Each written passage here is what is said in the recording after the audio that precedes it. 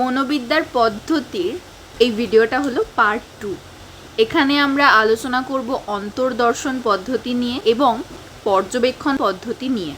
একটা প্রয়োজনীয় কথা বলে রাখি, তোমরা অনেকেই কমেন্ট করেছিলে আমার কাছে পার্সোনালি কোচিং ক্লাসেস নেবে বলে। আমি অনলাইন অফলাইন দুটো মোডেই পড়াই। তোমরা যারা আমার বাড়ির কাছাকাছি থাকবে তারা তো অবশ্যই আমার কাছে অফলাইনে এসে পড়তে পারো, কিন্তু যারা আমার বাড়ি থেকে অনেকটা দূরে থাকো তারা কিন্তু অনলাইনে আমার কাছে অ্যাডমিশন নিতে পারো। সেটার জন্য কি করতে হবে, এই নিচে দেওয়া মেল আইডিটাতে আমার সাথে যোগাযোগ করতে পারো। আমাকে একটা মেল করে দেবে, আমি সেই মেলে তোমাদের ডিটেলস পাঠিয়ে দেব। আগের দিনের ভিডিওটাতে আমি ইন্ট্রোডাকশন দিয়েছি এই চ্যাপ্টারটার বেসিক জিনিসগুলো যেগুলো জানার প্রয়োজন আছে সেই সমস্ত বিষয়ে পড়িয়েছি।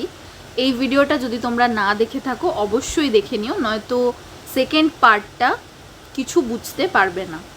ফার্স্ট ভিডিওর পার্টে আমরা এটুকু জেনেছিলাম যে মনোবিজ্ঞানের বিভিন্ন পদ্ধতি হয়, তার মধ্যে অন্তর্দর্শন, পর্যবেক্ষণ, পরীক্ষণ, সহগতিমূলক গবেষণা, কেস স্টাডি এগুলি গুরুত্বপূর্ণ।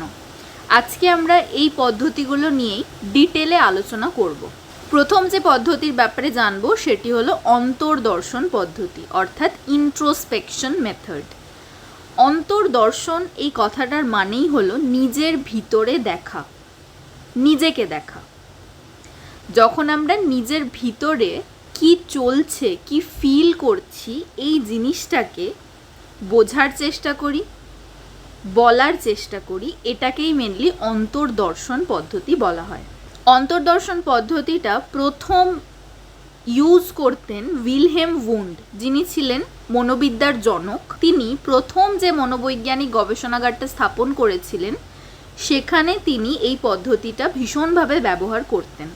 উন্ড মনে করতেন অন্তর্দর্শন পদ্ধতিটা কিন্তু বস্তুনিষ্ঠ, অর্থাৎ অবজেক্টিভ, কিন্তু অন্তর্দর্শন পদ্ধতি একদমই বস্তুনিষ্ঠ নয়। অন্তর্দর্শন পদ্ধতি কিন্তু ব্যক্তিনিষ্ঠ।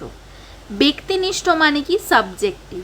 আমি কি ফিল করছি সেটা একমাত্র আমিই বলতে পারবো। ঠিক অপরপক্ষে অপর ব্যক্তিটি কি ফিল করছে সেটিও একমাত্র সে বলতে পারবে। অন্তর্দর্শন পদ্ধতিটা কখনোই বস্তুনিষ্ঠ হবে না, এটা সর্বদাই ব্যক্তিনিষ্ঠ হবে। ব্যক্তি বিশেষে পরিবর্তন হয় এবং এক একজন ব্যক্তি এক এক রকমভাবে প্রত্যেকটা জিনিসকে অনুভব করে। অন্তর্দর্শনের যে ইংরেজি শব্দটা ইন্ট্রোস্পেকশন, এটা দুটো ল্যাটিন শব্দ থেকে এসেছে, যেটার মানে হলো ইন্ট্রো অর্থাৎ উইদিন বা অভ্যন্তরে, এবং স্পেয়ার অর্থাৎ লুক বা দেখা বা পর্যবেক্ষণ করা। তাহলে এটার মানে যেটা দাঁড়াচ্ছে নিজের ভিতরে বা অভ্যন্তরে দেখা। অন্তর্দর্শন পদ্ধতি কিভাবে করা হয়? ধরো একজন ব্যক্তি সাইকোলজিস্টের কাছে এলেন, তাকে বলা হবে তুমি এই মুহূর্তে কি ফিল করছো সেটা বলো। সাইকোলজিস্টরা এটা দেখার চেষ্টা করে তার মধ্যে কতটা ক্যাপাসিটি আছে নিজেকে বোঝার। সেক্ষেত্রে অন্তর্দর্শন পদ্ধতিটা মাঝে মধ্যে কোনো সাইকোলজিস্ট ইউজ করেন। অন্তর্দর্শন পদ্ধতিটা এখন বেশি ইউজ করা হয় না আচরণকে পরিমাপ করার জন্য বা আচরণকে বোঝার জন্য, কিন্তু এই পদ্ধতিটা প্রথম এবং প্রাচীনকালে ভীষণভাবে ইউজ করা হতো, যেটাকে ইউজ করতেন কিন্তু উইলহেম উন্ড প্রথম। অন্তর্দর্শন আমরা প্রত্যেক দিনের লাইফে নিজেদের মধ্যেই করে থাকি। কীরকমভাবে? ধরো তুমি একটা বিহেভিয়ার কারোর সামনে দেখালে, তার সাথে ধরো তোমার ভীষণ একটা হিটেড আর্গুমেন্ট হলো, তাকে তুমি অনেক কথা বললে যেগুলো তুমি নিজের রাগ থেকে বললে। পরে আমরা অন্তর্দর্শন পদ্ধতির মাধ্যমেই এটা বুঝতে পারি যে সেই সময় আমরা ভুল করেছিলাম। অর্থাৎ আমরা নিজেদের অভ্যন্তরে দেখে, নিজেদের অভ্যন্তরে পর্যবেক্ষণ করে এটা বুঝতে পারি যে সেই সময় আমার এতটা রিয়্যাক্ট করা উচিত হয়নি, আমি হয়তো একটু শান্তভাবে রিয়্যাক্ট করতে পারতাম। এই যে জিনিসটা আমরা করি এটাকেই অন্তর্দর্শন পদ্ধতি বলে। কোনো একটা বিহেভিয়ার আমরা যখন পারফর্ম করি, নিজেদের বিহেভিয়ারটাকেই অবজার্ভ করি, পর্যবেক্ষণ করি, এই জিনিসটাকে অন্তর্দর্শন বলে। অন্তর্দর্শন পদ্ধতির কিছু ভালো দিক যেমন আছে, কিছু খারাপ দিকও আছে। এটা আগে ইউজ করা হতো ভীষণভাবে, তো অবশ্যই এটার পজিটিভ দিক তো আছেই। আর আমরা ডেইলি লাইফে এটাকে ইউজ করে থাকি প্রত্যেকটা সিচুয়েশানে, সেটার জন্য এটার পজিটিভ দিক প্রচুর আছে। ফার্স্ট হলো ব্যক্তির যে মানসিক ক্রিয়া বা প্রক্রিয়া যা কিছু চলছে এবং অভিজ্ঞতা সে যা কিছু লাভ করছে সেটার সম্বন্ধে অন্তর্দর্শনের সাহায্যে কিন্তু অতি সহজে ডেটা পাওয়া যায়, যেটা কিন্তু আর অন্য পদ্ধতিতে এত সহজে পাওয়া যাবে না। কারণ অন্তর্দর্শন পদ্ধতিতে না কোনো আর্টিফিশিয়াল সিচুয়েশন ক্রিয়েট করতে হচ্ছে, একটা মানুষ সিম্পলি তার মনের ভিতরে কি চলছে সেটাকে সে যখন পর্যবেক্ষণ করছে, তাহলে এই পদ্ধতিটা ভীষণ সহজ যে কোনো জায়গায় যে কোনো পরিস্থিতিতে পারফর্ম করা। নেক্সট হলো অন্তর্দর্শন পদ্ধতিতে তথ্য সংগ্রহের ক্ষেত্রে কোনো যন্ত্রপাতি, গবেষণাগার বা অর্থের প্রয়োজন হয় না, যে পয়েন্টটা আমি প্রথম পয়েন্টেই বলে দিলাম যে আমরা কোনো গবেষণাগারেরও এখানে আলাদা করে দরকার পড়ছে না, এখানে কোনো যন্ত্রপাতিরও দরকার পড়ছে না, আর অর্থের তো প্রয়োজন নেই, কারণ আমি নিজে কি চিন্তা করছি বা আমার নিজের আচরণকে পর্যবেক্ষণ করার জন্য কোনো যন্ত্রপাতির হেল্প লাগবে না।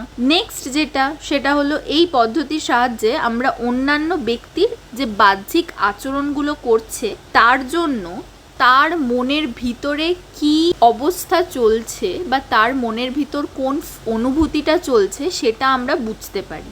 ধরো হাইপোথেটিক্যাল একটা এক্সাম্পল নিলাম, কেউ এসে আমাকে বলল যে আমার অঙ্ক করতে ভালো লাগে না, আমি যখনই অঙ্ক করি আমার ভিতর থেকে একটা ভয় কাজ করে, আমার অঙ্ক করতে ভালো লাগে না, এইভাবে ধরো আমাকে কেউ এসে বলল, তাহলে এই যে অনুভূতিটা সে শেয়ার করছে সেটা অন্তর্দর্শন করেই বুঝতে পেরেছে যে তার অঙ্ক ভালো লাগে না, সে যখন অঙ্ক করতে বসে তার ভয় হয়, মেনলি করতে ইচ্ছা করে না অঙ্ক। এইবার যখন আমি তো আগে থেকে এটা অনুমান করতে পারবো বা প্রেডিক্ট করতে পারবো যে তার মানে তাকে অঙ্কের কোনো কোয়েশ্চেন সলভ করতে দিলে সে হয়তো করবে না বা সে পছন্দ করবে না, এই জিনিসটাই এই থার্ড পয়েন্টটাতে বলা হচ্ছে। এবার আমরা জানবো কিছু নেগেটিভ দিক অন্তর্দর্শনের বা কিছু অসুবিধা। অসুবিধার ক্ষেত্রে অন্তর্দর্শন পদ্ধতির সাহায্যে আমরা যে তথ্য পেয়ে থাকি তা অনেক সময় কিন্তু কাল্পনিক হয় আর অনির্ভরযোগ্য হওয়ার সম্ভাবনা থাকে। এই যে অনির্ভরযোগ্য আর কাল্পনিক এই কথাটা কেন বলছে?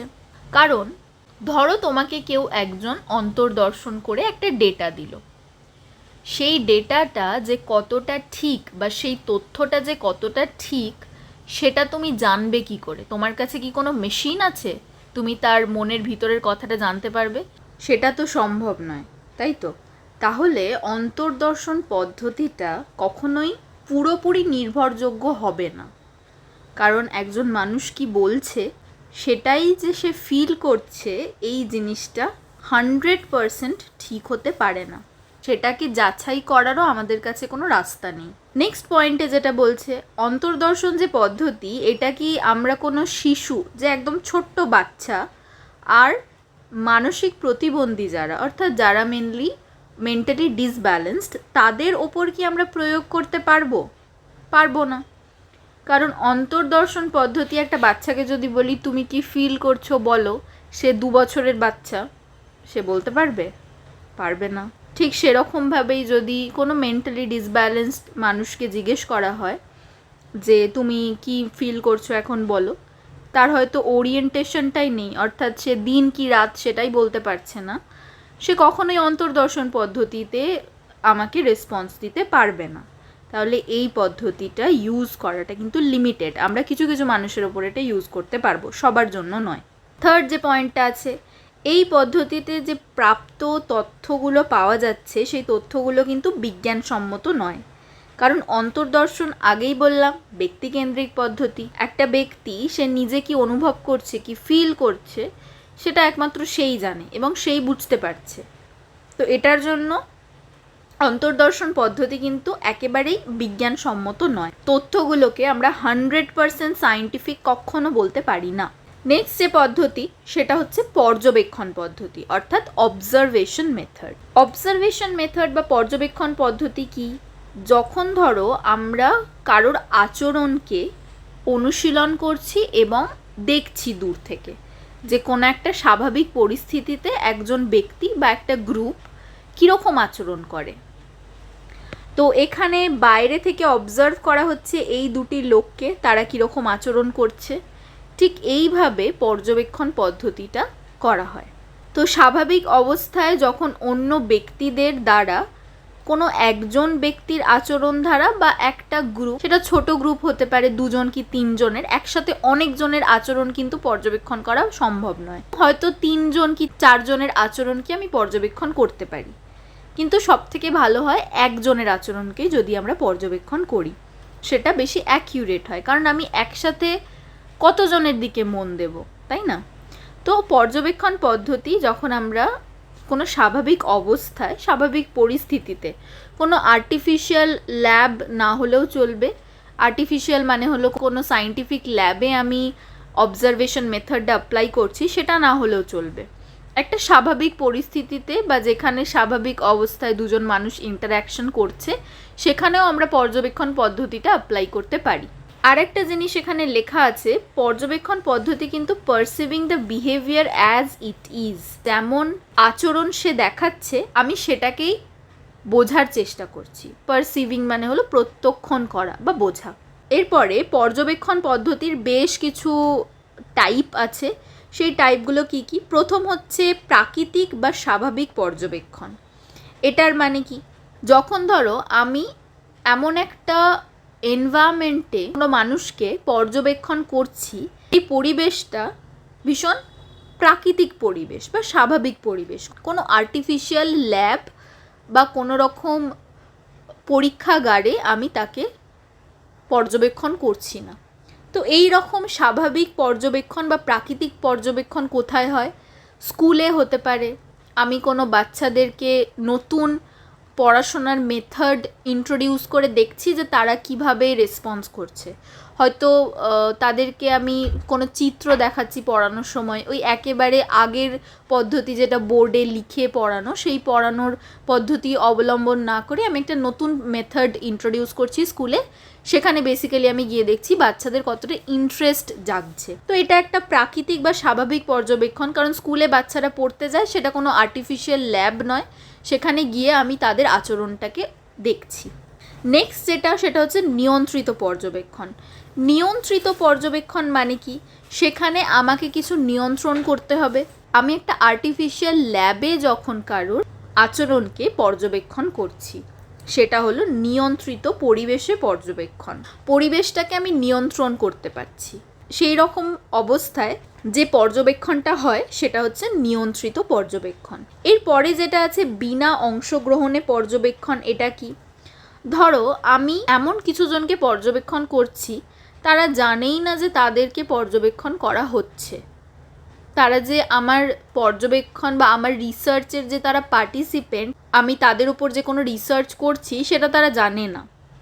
তাহলে এই রকম পর্যবেক্ষণ যখন করা হয় সেটাকে বলা হচ্ছে বিনা অংশগ্রহণে পর্যবেক্ষণ। অর্থাৎ আমি যাদেরকে পর্যবেক্ষণ করছি তারা জানেই না যে তাদের বিহেভিয়ারটাকে আমি নোটিস করছি এবং সেটাকে নিয়ে আমি কোনো গবেষণা করতে চলেছি পরবর্তীকালে। এই রকম পদ্ধতিকে বা এই রকম পর্যবেক্ষণের পদ্ধতিকে বলা হয় বিনা অংশগ্রহণে পর্যবেক্ষণ। পরেরটা হলো অংশগ্রহণে পর্যবেক্ষণ। এখানে যে সমস্ত মানুষজন আমার পর্যবেক্ষণের গবেষণাটাতে আছে, তারা জানে যে তাদের ওপর আমি কোনো মেথড অ্যাপ্লাই করছি বা তাদেরকে আমি পর্যবেক্ষণ করছি, তাদের আমি বিহেভিয়ারটাকে নোটিস করছি, আমি সেটাকে লিখছি, আমি পরে সেটাকে কোনো কাজে লাগাতে পারি, এই জিনিসটা তারা জানে। এটাকে অংশগ্রহণে পর্যবেক্ষণ বলে। এবার এই পর্যবেক্ষণ পদ্ধতিরও কিছু সুবিধা আর অসুবিধা দেখা যায়। ফার্স্ট সুবিধা হলো যে কোনো বয়সের মানুষের ওপর কিন্তু আমরা এই পর্যবেক্ষণ পদ্ধতিটাকে অ্যাপ্লাই করতে পারি। যেমন একদম ছোট্ট বাচ্চা যে, তার উপরেও আমরা পর্যবেক্ষণ অ্যাপ্লাই করতে পারি। অন্তর্দর্শনটা করা যাচ্ছিল না, কিন্তু পর্যবেক্ষণ পদ্ধতি আমরা খুব ভালোভাবে তাদের উপর অ্যাপ্লাই করতে পারি। বা যারা অতি বৃদ্ধ, তাদের ওপরেও কিন্তু আমরা পর্যবেক্ষণ পদ্ধতিটা অ্যাপ্লাই করতে পারি। ঠিক তেমনভাবে আগের অন্তর্দর্শনে আমরা যেটা পড়লাম যে মেন্টালি ডিসব্যালেন্সড যারা, তাদের ওপর কিন্তু আমরা অন্তর্দর্শন পদ্ধতিটা ব্যবহার করতে পারছিলাম না, কিন্তু অবজারভেশন বা পর্যবেক্ষণ পদ্ধতিটা কিন্তু যে কোনো মানুষের ওপর যে কোনো পরিস্থিতিতে সমানভাবে কাজ করবে। পরের সুবিধা হলো এটাতে অর্থনৈতিক সুবিধা দেখা যায়, অর্থাৎ বেশি অর্থনৈতিক খরচা এখানে হয় না। কারণ এখানেও কোনো মেশিনের দরকার পড়ে না। এখানে শুধু হয়তো কিছু খাতা, পেন, আচরণটাকে রেকর্ড করার জন্য ভিডিও রেকর্ডার, শুধু এইটুকু জিনিস আমাদের প্রয়োজন হয়। থার্ড পয়েন্ট হলো, এই পর্যবেক্ষণ পদ্ধতিটা ভীষণভাবে নমনীয় বা ফ্লেক্সিবল। আমরা দৈনন্দিন জীবনে এই পর্যবেক্ষণ পদ্ধতিটাকে কাজে লাগিয়ে অনেক মানুষের আচরণকে বুঝতে পারি। আমরা সারাক্ষণই পর্যবেক্ষণ করতে থাকি আমাদের আশেপাশের মানুষজনকে, সারাক্ষণ আমরা অবজার্ভ করতে থাকি, তাই তো? কোনো একটা মানুষ, ধরো তোমার নতুন কোনো একটা বন্ধু তুমি তাকে বানালে, সে কোন সিচুয়েশানে কীরকম রিয়্যাক্ট করছে তুমি অবশ্যই সেটা অবজার্ভ করবে, তবেই তো আমরা একে অপরকে চিনতে পারি।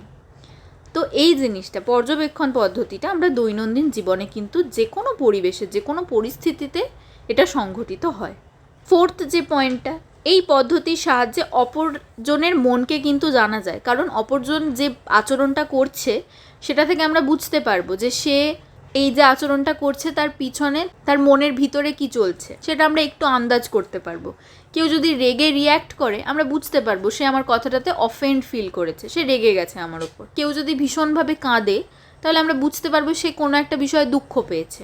তাহলে পর্যবেক্ষণ পদ্ধতিতে আমরা অপরজনের মনকে কিন্তু বুঝতে পারি বা জানতে পারি। এরপরে কিছু অসুবিধা আছে যেগুলো আমরা জানবো। যেমন এই পয়েন্টটা দিয়েই ডেসক্রাইব করি যে প্রত্যেকটা মানুষের মনের ভেতর কি চলছে আর সে আচরণটা কি দেখাচ্ছে সেটা কিন্তু সব সময় সমান হয় না। যেমন ধরো তোমার একজন সম্পর্কের কোনো রিলেটিভ আছে যাকে তোমার একদম পছন্দ নয়, তাহলে সে যখন তোমার বাড়িতে এলো তুমি তার সামনে ভীষণ আতিথেয়তা দেখাচ্ছ, কারণ তুমি তাকে অফেন্ড করতে তাকে চাইছো না, কিন্তু মন থেকে তুমি তাকে পছন্দ করো না। তাহলে সেই রকম সিচুয়েশানে আমরা মেনলি কী করি, আমাদের মনের অনুভূতিটাকে প্রকাশ করি না, আবেগটাকে কিন্তু লুকিয়ে রাখি। তাকে আমার পছন্দ নয় কিন্তু আমি দেখাচ্ছি যে না ভীষণ পছন্দ। অনেক সময় ব্যক্তির মনের ভিতর যা কিছু আছে সেটাকে কিন্তু জানা সম্ভব হয় না, কারণ বহু মানুষ মনের অনুভূতিটাকে আর আবেগটাকে কিন্তু লুকিয়ে রাখে, যেটা তার আচরণের মধ্য দিয়ে প্রকাশ পায় না। নেক্সট যে অসুবিধাটা, একসঙ্গে যদি আমরা অনেক মানুষের আচরণকে পর্যবেক্ষণ করতে যাই সেটা কিন্তু সম্ভব হয় না একজনের পক্ষে। এটা আমি আগেই বললাম পড়ানোর সময় যে আচরণকে পর্যবেক্ষণ করার জন্য আমাকে তার দিকে ভালোভাবে নজর দিতে হবে। তো আমি একটা সময় কতজনকে অ্যাটেনশন দেব, তাই না?